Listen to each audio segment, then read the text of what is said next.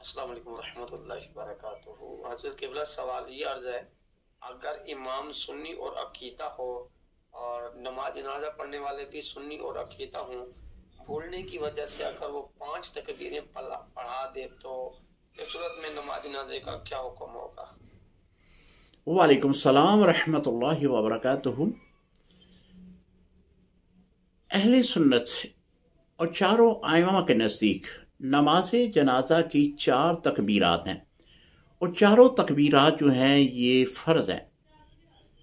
اگر کسی نے 5 تکبیر کہہ دی اور نماز جنازہ ہو جائے گی، لیکن اس کے بارے میں حکم یہ ہے کہ جو پیچھے مقتدی نماز پڑھنے والے ہیں وہ 5 تکبیر کی اقتدا نہ کریں، وہ خاموشی اختیار کریں، کیونکہ امام صاحب سے بھول ہو چکی ہے، لہٰذا وہ خاموشی اختیار کریں۔ 4 تکبیر ان کی مکمل ہو چکی ہیں۔ اب وہ جب امام صاحب سلام پھیریں گے تو وہ بھی ساتھ سلام پھیر دیں۔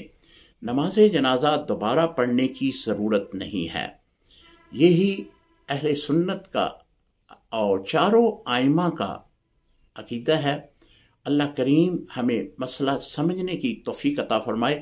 السلام علیکم ورحمۃ اللہ وبرکاتہ۔